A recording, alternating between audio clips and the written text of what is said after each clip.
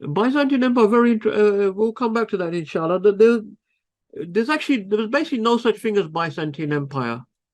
The Byzantine Empire is the Eastern Roman Empire, right? The Roman Empire split into Western Roman and Eastern Roman Empire around about the 400s or so. And then the Western Roman Empire was defeated by the barbarian invasions, as they're called. So the Western Roman Empire collapsed around about the end of the 400s, before Islam, about a century before the Islam. But the Eastern Roman Empire remained for another 1,000 years. And the Eastern Roman Empire, the Muslims were fighting against the Romans. That was the Eastern Romans. Yeah. They were not called the Byzantines or Byzantium or anything like that. They were called Romans by the Muslims, and they called themselves Romans. And everyone called them Romans. They were Romans, and they were finally defeated by the Ottomans in 1453, when Constantinople was taken by the Ottomans. So much, much later, 1,000 years later. Now, in the Western history, and this is really interesting, because the West, remember, they claim to be inheritors of the Romans. Yeah, if you go to America now, you've got the Senate. Look at the eagle, the Roman eagle. The Roman eagle is now the American eagle. Yeah, so this goes back centuries. You know, the Europeans, Western Europeans, were trying to claim to be the inheritors of the Roman Empire. So when they started writing their history in the 19th century, literally the first time the Byzantine Empire is called the Byzantine Empire is in the 19th century by Western historians, because they didn't want to call it Roman Empire. Because as soon as they call it Roman Empire, their own claim to be the inheritors of the Roman Empire is gone.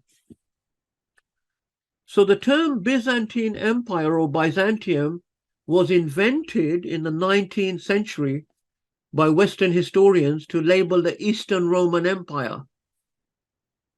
You can read, this is something openly acknowledged, but still, like, you know, I will, one of our on the reading, or I'll send a link, you know, history of the Byzantine Empire. If you look at, they say actually it wasn't actually called the Byzantine Empire, we've just made that up.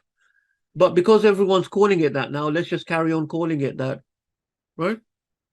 But when I'm teaching history, I'm not calling it that, because this is all part of the Western fantasy. Yeah, basically, there's three different people that claimed to be the inheritors of the Romans. The Romans are a very great civilization, and they have a huge history. And I think they're very important, because the Quran actually there's a surah in the Quran named after Rome. Yeah, Surah Rum. The Prophet ﷺ was fighting them, and the Muslims fought them until the Ottomans defeated them after in 1453. Yeah. Three different civilizations all claimed to be inheritors of the Roman civilization. One of them was Western Europeans.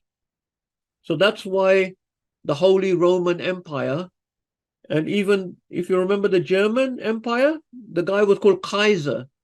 Kaiser is from Caesar, right? So the Germans, even until the 19th, 20th century, they're still claiming to be Caesar. They're still claiming to be inheritors of Rome. The others who claimed it was the Russians. The Russians call themselves Tsar. Tsar is also is a version of Caesar.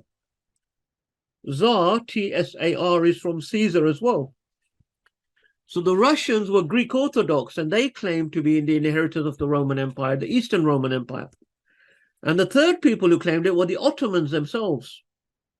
If you look at the early Ottomans, when they took Constantinople, they were very, very proud of that fact.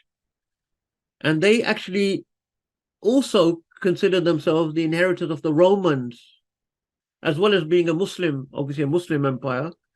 One of the titles that the Ottoman sultans took on was also Caesar. So who was the true inheritors of Rome out of those three? We'll leave it up to you guys to decide, yeah?